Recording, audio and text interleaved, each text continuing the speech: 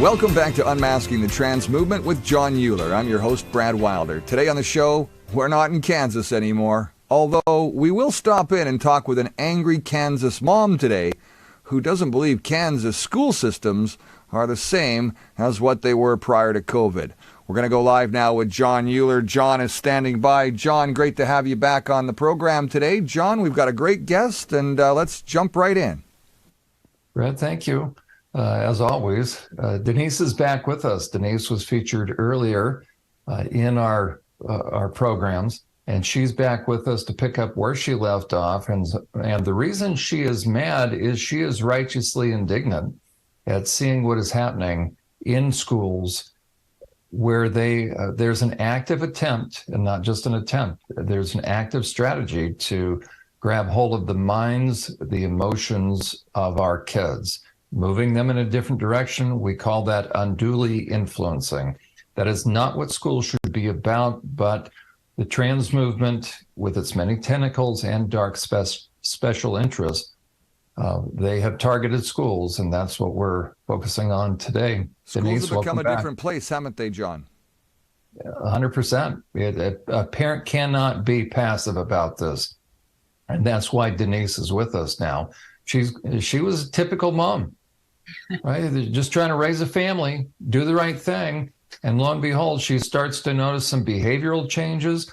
Denise, take us back to that moment where your daughter got in the car and she asked you a question that really shocked you because it was so out of character for her and for your family. That was 5th grade, 4th grade. First, she had a book called Maybe He Just Likes You. That was in 4th grade. And sometimes you just get a nudge as a mom, which is where a lot of this stuff has come from for me. And I picked it up and I thought, okay, I got to read this. So this was in 4th grade, and the book was about the difference between flirting and sexual harassment. And so what I got from the book, I read it along with her, and there were suggestions like, it was a lot of Me Too stuff going on at that time. And so it was about, sometimes if a boy just looks at you a little too long, you just know. And so I thought, well, this is really interesting. And I noticed there were things going on where she was becoming very intolerant of her brother. They're about 1.5 years apart. Everything that he did was annoying. And some of that's normal, but they're pretty close. So I was noticing that her view on him and other boys was starting to change. She was speaking negatively about boys a lot, which, I don't know, I was a little boy crazy myself. So in 4th grade, I was all into boys, but this was new. That, she just didn't like boys, didn't want to be with boys. Boys made her uncomfortable. So then she got in the car the following year and said, Mom, why do you and Dad hate trans people? And I thought, that's not a word. I mean, I remember was it 2015 watching the Caitlyn Jenner interview in my bedroom. I didn't watch it with her, but I remember thinking, this is going to be a thing, and this is going to be kind of hard to explain to kids, but we had never had a conversation. No one in my family would speak derogatory about anyone in that way. So I thought, why all of a sudden does Kylie think that her father and I hate trans people? She said, you and Dad. And I said, Kylie, we don't hate trans people. What are you talking about? And she didn't really want to follow up on it. But I didn't know at the time where she was getting that. And it just, some of these things happen like little blips. We began noticing behavior changes, things that she would say that didn't make sense. Like I said, this real aversion to boys or anything masculine. There are other factors at play in there. This is right about the age when many of the girls start their period. And so that became, well, who started now? Well, I was close with the friends of her mom, and the friends were telling her, well, I started my period. But I knew from the mom that that wasn't true. So I knew that this was becoming a thing of some sort of currency, like, look at me, I started my period. And my daughter was a little late on that. And so she was starting to kind of look at, well, what's wrong with me? Why am I not developing as fast as these girls? And some of them were developing physical changes. She's tall and slender and athletic. She's built like a ballerina, so she wasn't getting the physical changes that the other girls were getting. So I know that in her mind, she was beginning to think, why am I not feminine like my friends? Why am I not like my sister? So I knew that those questions were happening. But as a mom, you just think, well, this is just normal. And I would explain to her, it's different for lots of different ages. For some of us, it's when we're very young. For your sister, she was very young. For you, it may be different. And there's nothing wrong with that. There's nothing wrong with it. It's just, girls are different. But I could see that she was starting to see that as a deficiency, that there was something different about her, that she wasn't like the other girls. So that's kind of a backdrop that was also playing into it. So that was when I started, becoming more aware of the things that she was saying and how she was starting to view herself. But when she got into the car and said, why do we hate trans people? That came out of nowhere. And I'm thinking, who's talking to her? Where is she getting this language? Like, what does she know? She was in 5th grade. What does she know about what a trans person is? Most of us can't even figure out the language to begin with. So how is she? I remember her friends one of them referred to her sibling as a bottom. And I thought, where's that language coming from? Because I know what that is, but I didn't think that 4th and 5th grade girls did. Yeah, she had no social media. So I'm trying to figure out, where is this language? Where are these words coming from? Why is a 5th grader thinking about transgender issues? So I just kind of started getting curious because I was concerned about her, but I didn't know what was going on in the schools at that time. I could never have imagined that was playing into what was going on. On the flip side, now I look back at it and I go, oh, that's exactly what was going on. But at the time I didn't have the information. So I didn't know about social emotional learning. I didn't know about the DEIB agenda, initiative, whatever you want to call it. I didn't know that was coming in. I hadn't seen any of that. So it felt random at first, but as these things just kept coming up, I started thinking, as a mom, something's going on. Someone's talking to her. She's getting information somewhere, other than, her immediate peers and mom and dad or church or, she was just really young. Denise, what you've described is the grooming process, and the more sophisticated a manipulator, predator, perpetrator, cult leader, all kind of in the same thing. The more sophisticated they are, the more subtle.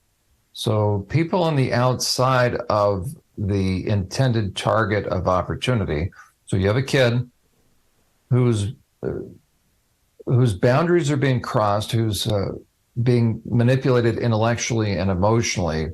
The changes are starting to happen. The parents, the outsiders, grandparents, they're starting to see these little tiny changes, but because we want to believe the best, we kind of slough them off as, well, it must just be they're in a mood, or when in reality, things are going on behind the scenes.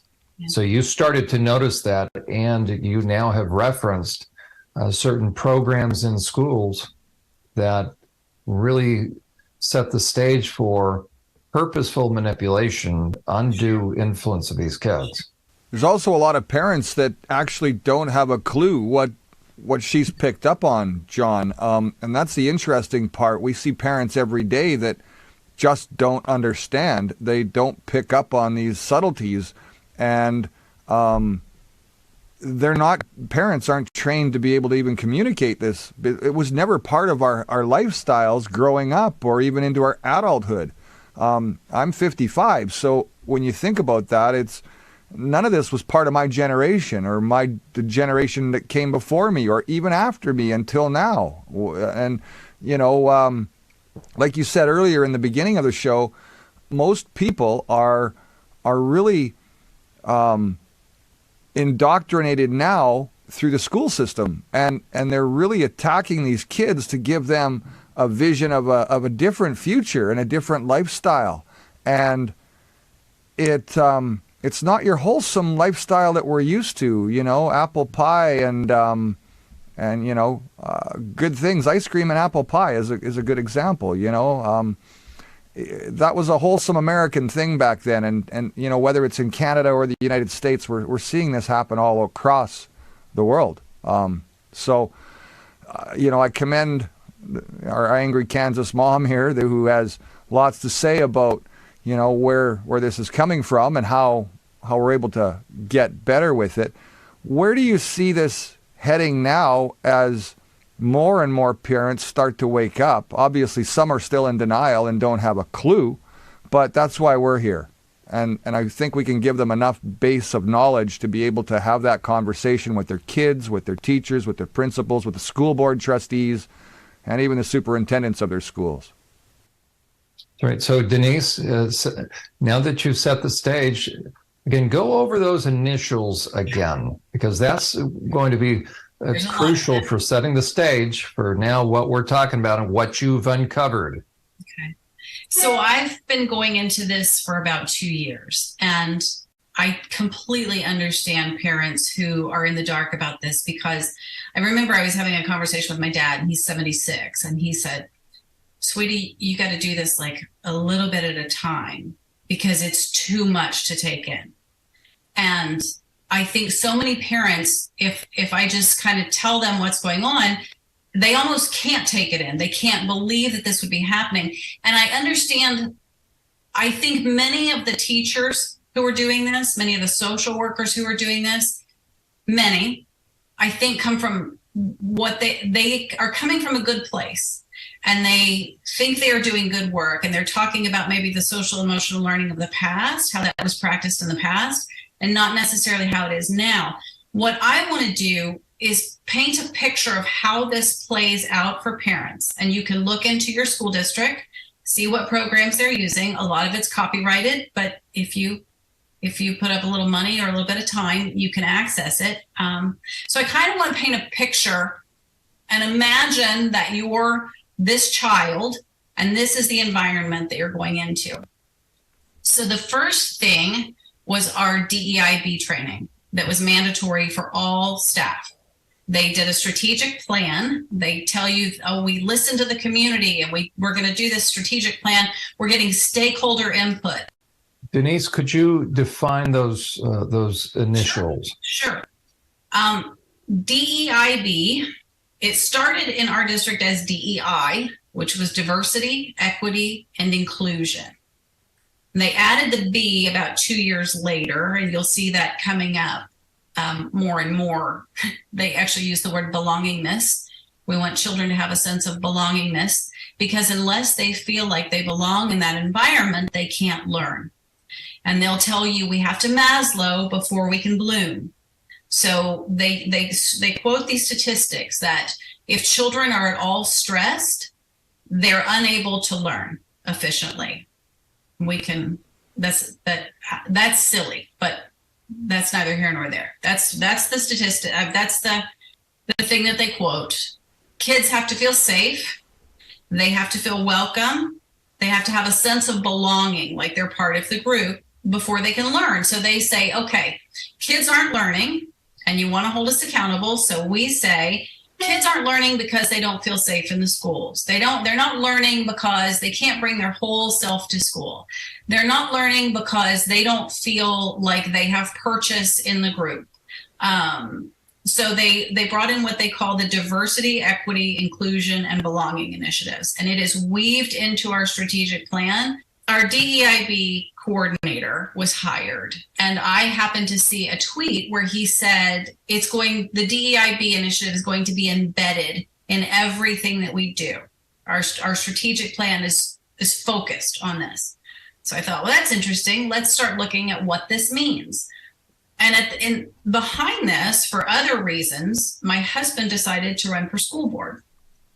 So we started looking at this, and I thought, okay, what's diversity? You're promoting diversity. Our diversity is our strength. things like that. Okay, what does that mean? You're going to be hiring for diversity because you can't go out and scoop up extra students. So, okay, I'm not freaking out yet. Equity. Equity is about outcomes. Not that we're treating all students as equal, but that we want equal outcomes for all students. And so they're going to put every student on an individualized learning plan. And we want an equal outcome for all students. So in my mind, I'm thinking, okay, if you have students who are underperforming and you're going to bring them up, and then you have students who are performing at this level, what do you have to do to get equity? You got to bring some up, but what do you have to do to these kids? So, what are we doing here? And one of the things I noticed in the training was the trainer referred to white children as front-loaded for success. And he said, they're going to succeed with or without us. So we're not going to focus there. And at the same time, my son, who's excelling in math, is being sent out in the hall to do group projects on a tablet because he's already tested out of math. So, okay, how are we going to get equity? You have to lift this side up, but there's something else you have to do here. So, okay, I'm still learning about this. But then I saw inclusion. And that's when I said, whoa, are there people that we're not including in our schools? What's happening here? So I start digging into this. We want to build an inclusive environment where everyone feels welcome. Everyone? Are there any people that we're not going to celebrate? Criminals? If we have a kid who's abusing other students, are we going to be inclusive of that? Are we going to celebrate that? Are we going to create a welcoming environment for that? So I thought, okay, inclusion says we include everyone. We make no judgments on behavior, expression. So where does that stop?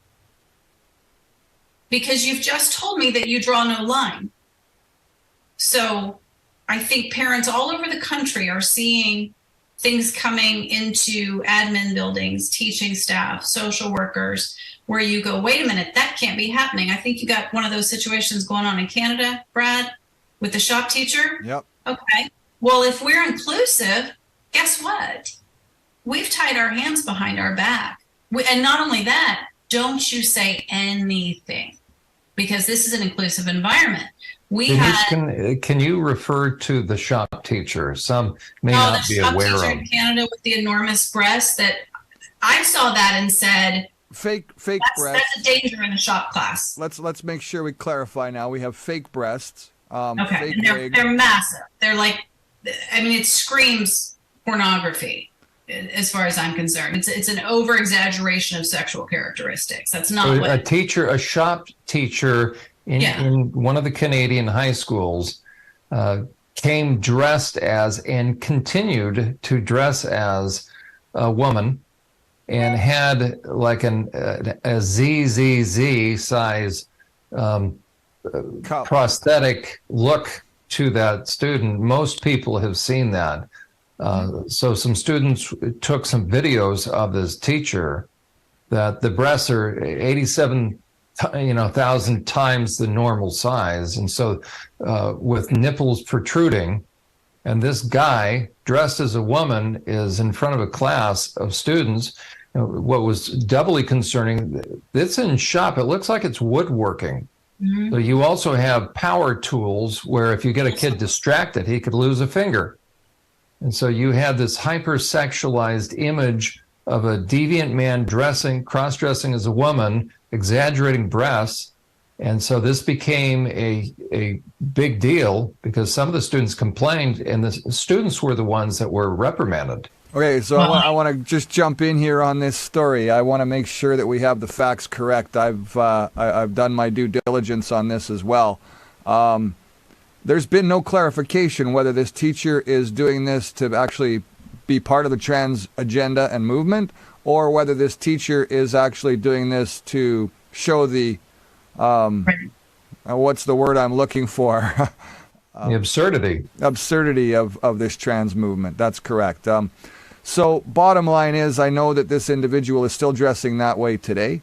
I know that the individual is making an effort to continue to do this, I believe, to show that this is an issue, not so much that he is partaking in the lifestyle. There's been a lot of, whether it's Tucker Carlson or whether it's Greg Gutfeld, there's been a lot of jokes obviously thrown out there, and some of that humor is great humor. But at the same time, we're sitting there staring at a man who is doing something very obvious, and there is no ridicule able to be portrayed by the school at all, or the government, or anything. They cannot criticize because they would be hypocrites then. So they're caught in a catch-22. This guy knows that. The shop teacher knows that. And I think that, more people standing up that way just might make an impact with a lot more people. Unfortunately, I'm not willing to dress like that. John's not willing to dress like that to make that impact. So we do these kinds of shows instead. But ultimately, that individual, I don't think that individual is borderlining mental patient. I believe that person is pretty confident in what they're doing, and I think that the image that he's portraying right now is, and I'm not going to say she because I still believe that he is a he, and I believe that while he is she believes she is a he. So did that make sense? That makes total sense. That would be one method of showing not just the absurdity, but the potential danger. And so, Denise, as you're now describing, there's a good example of inclusivity. We can't, there's no longer any discernment, and there's no longer any ability to raise the bar in terms of child protection. Denise, you saw that coming into your school. Well, I'd like to say two things on that. I always want to be sensitive. We had a school social worker who was discussing his transition with fourth grade students. And when the parents complained about it, they were told by the district, these are the consequences if parents are harassing staff, because now it's written into our discrimination policy, anti-discrimination policy, that you can't discriminate on the basis of gender. So this is now considered sexual harassment if you even ask a question about it, number one. Number two, I think people can think a lot of ways about, the transgender issue or the transing process. I have a lot of compassion. When we get to inclusivity, what I want to say is there may be a lot of different issues going on there. And I even without making a final judgment on that, the difference is these are our children, and we don't take risks with our children. Up until 2 years ago, it's not worth the risk with our kids. What you're doing is you're saying that this individual's comfort is more important than our children being confused and introduced to sexuality visually or verbally. This person's comfort is more important than the safety, security, mental and emotional well-being of all these kids. And I'm not having it. We're out. I refuse. You can't tell me where you'll draw a line on what you'll bring into the classroom or allow. You tell me, oh, this is a private matter and it's not going to be discussed, except it is, over and over and over. I know that the Freirian model says kids are going to ask these questions, right? Because you're going to put generative materials on the walls, on the doors, you're going to put the flags up. You want kids to ask these questions because you're teaching to liberate, you're not teaching to educate. So I don't really buy very much of what's coming out of the school system anymore. And I think when parents think they're having a conversation with their admin or teachers, they're speaking an entirely different language. Denise, Lindsay says they share our vocabulary, but they don't share our dictionary. there you go. And let me emphasize, and this is where having a platform such as I do, where I can hopefully then add the additional component of a professional background working with sexually deviant men. So not only am I a trauma therapist, so we have compassion on those that have been traumatized and going through things. I'm a therapist, I have been for 30 years. So our hearts go out to those that are wrestling with personal issues. But you need to leave personal issues at the door like you would in any work environment. But if your job is to train and teach kids, you need to be very careful that you can separate your own personal issues from unduly influencing these kids. And my contention is this: having worked with men who become sexually deviant, who've become addicted to pornography, and who have offended, who have sexually perked on people and kids, I can tell you this without any reservation, that any man who reaches a point where he is dressing in women's underwear and cross-dressing, who thinks it's a reasonable proposition to do so, pardon the pun, he has previously been saturating himself in years worth of porn. It's a fact. There's no debate. So if some man, we used to see men on stage, forget the drag queens. Back in the 70s, there was Flip Wilson. There were guys that would do these female impersonations. Okay, that was comedy. Comedy, but that was not in the entertainment, both, right? Right? That's right. So nobody had a question about that, but that was not brought into the schools as a serious lifestyle. So I can assure any parent, any administrator, any mandated reporter, and that's our concern, because this ultimately is dumbing down the ability to keep kids safe. If what happens is on both ends, if I cannot discern who potentially is a threat to kids, or if I cannot discern the 9 red flag key clinical indicators of child abuse, of sexual abuse, as a mandated reporter, I can end up effectively being blinded into from seeing what's going on right in front of my face. So I can assure people, if a man gets to a point where he is cross-dressing, not for entertainment purposes on stage in front of adults. What adults do with adults, I could care less, right? We're talking the protection of kids. And the trans movement has become the perfect Trojan horse for very deviant men who saturate their minds in the most heinous of material, who then grow a deviant desire to access the bodies and the body parts of kids. And if we cannot discern who is or isn't a predator, and if we can't speak to that issue, we are opening up our kids to be unduly influenced. We call that grooming. And so what I want parents, what I want administrators to hear is, if you have a teacher who is now, quote unquote, transitioning, you have either at the least, a very emotionally unstable individual who needs to take a sabbatical or find another career. There's a percentage, Jon, that we're talking about here with regards to this trans movement. And I think it was ratioed out yesterday in the United States at being 0.048%. That's less than 1%, well less than 1%. So how is it that we are bowing down to and actually grooming our kids to be acceptable for something that's less than 1% of the population throughout the United States alone? The legitimate trans people don't want attention. Right. So these guys, I'm telling you, if a man comes in and starts to unveil, as it were, his own lifestyle in front of kids, for a man, he's doing that on purpose. Mm-hmm. And parents and administrators need to understand this is not a mild issue when they start to see a man transition in a position where he has direct influence over kids. This is a man who's deeply steeped in pornography, and he is beginning the grooming process. How can I say that? 14 years working with men who have sexually offended.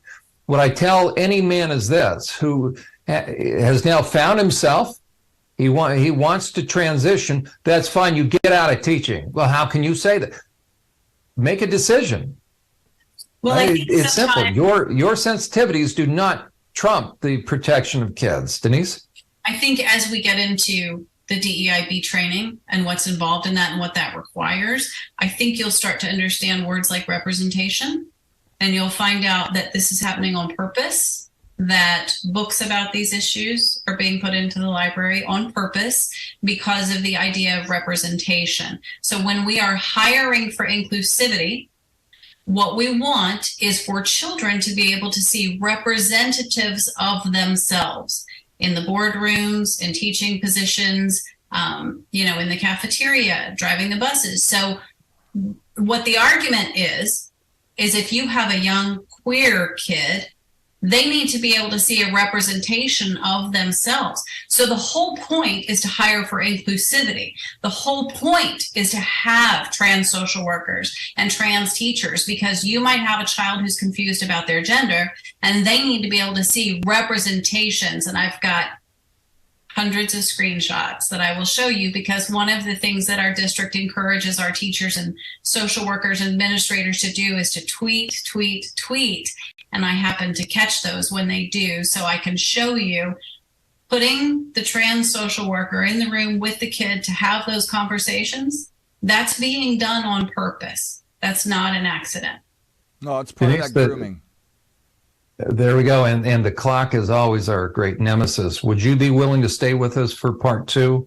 And we'll jump right into that. And what I want to tell parents and administrators, as a certified sex offender treatment provider, as somebody that's been doing therapy for 30 years, I want to tell people this. And we had Dr. Michelle Cretella on just recently. First of all, no child is born in the wrong body. Medically, it's a farce. It's a sham. The entire trans movement never existed prior to the year 2005. This has all been a brilliant marketing scheme. And without the DSM-5, this thing would never, that launched in 2013, we wouldn't have this, along with the influence of pornography. People need to understand clearly that without having the idea of anything to do with sex and sexuality brought into a child's life prior to puberty, okay, without having someone introduce and unduly influence a child will not have a sexual thought prior to puberty. So if you have a trans child, if you have a gender questioning child, if you have a gender confused child prior to puberty, that child is being sexually groomed. People need to understand that somebody is perping on this kid. That should be a red flag to any mandated reporter. Every year or every other year, mandated reporters are required to go through recertification. I just completed mine again. Every administrator, every teacher, every mandated reporter should be able to rattle off for me the 9 red flag indicators of child abuse, of child sexual abuse. If you can't, you need to get properly trained. If you have a child that is questioning their gender and that child is below the age of puberty, they're being groomed sexually. There is no debate about this. That is what is so concerning about the trans deception, the trans movement, and those that are bringing this material in, because it is dumbing down the adult's ability, the mandated reporter's ability, to discern when a child is being perped on. That is part of the huge concern that we have about this issue. And hopefully we've just now opened additional eyes. Denise, stay right there. We will be back. We're going to jump into what you found with this equity and diversity training that now is running amok through schools, which are setting kids up to be groomed by those deviant the adults. Many of the men that are coming in are very much accessing porn behind the scenes, and that raises additional concerns. Brad, thank you, and we'll pick it up part 2 with Denise. Okay. This is Unmasking the Trans Movement with Jon Uhler. I'm your host, Brad Wilder. Thanks for watching. Part 2 is on the way. Stay right there.